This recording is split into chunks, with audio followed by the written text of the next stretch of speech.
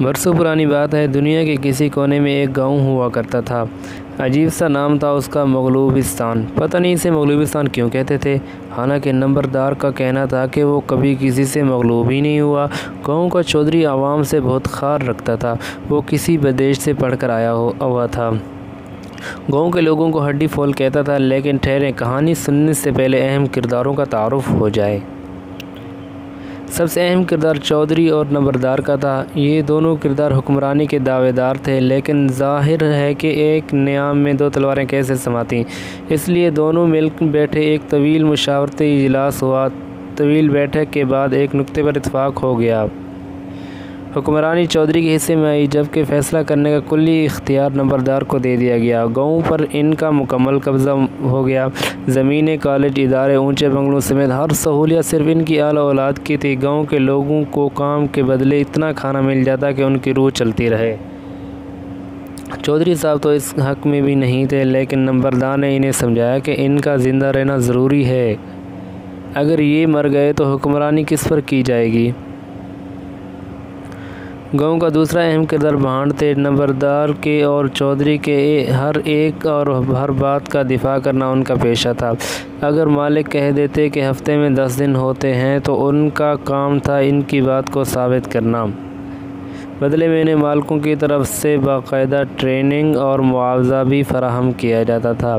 تیسرا کردار گاؤں کا مولوی تھا۔ مسلمانوں کا گاؤں تھا اور لوگ مولوی صاحب کی بڑی عزت کرتے تھے اور ان کی بات کو حرف آخر سمجھتے تھے، اس لیے اسے ساتھ ملانا ضروری تھا۔ پانچواں کردار چودھری اور نمبردار کے وہ رشتہ دار تھے جو گھی، چینی، آٹا اور دیگر ضروریات زندگی مہیا کیا کرتے تھے۔ نمبردار نے اپنے فیصلوں سے چودھری اور چودھری نے اپنی حکمرانی سے نمبردار کو خوش رکھا ہوا تھا۔ سب کچھ روٹین کے مطابق جا رہا تھا کہ اچانک ایک رولا ہو گیا۔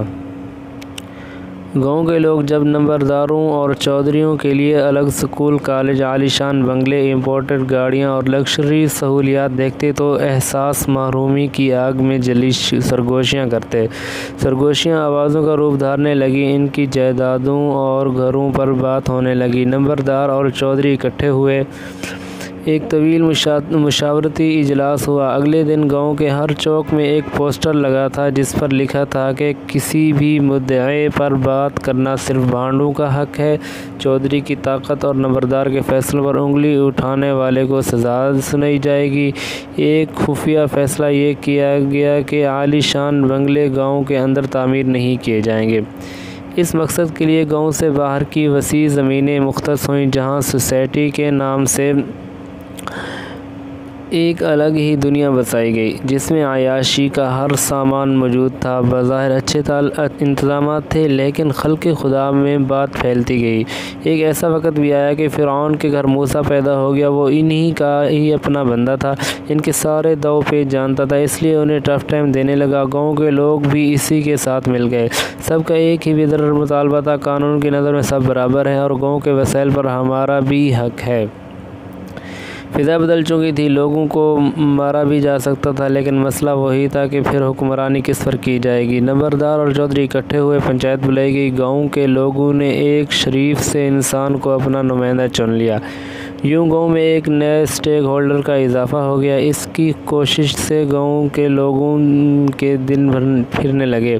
نمبردار اور چودھری وقتی طور پر خاموش ہو گئے۔ شریف کے کچھ دشمن بھی تھے جو خود اسٹیک ہولڈر بننا چاہتے تھے۔ کچھ عرصہ گزرا تو چودھری نے دشمن کو کہا کہ اس نمبردار کی عدالت میں شریف پر کیس ڈال دو۔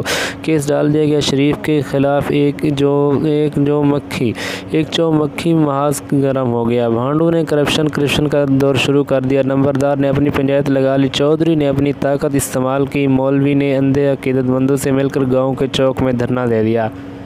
ہر گلی میں مستنڈوں کا راج تھا۔ دکانداروں نے پیسہ خرچ کر کے باہر سے بھی بھانڈ منگوا لیے۔ گاؤں کے لوگ گیم سمجھ رہے تھے، لیکن ان کی چلتی کب تھی۔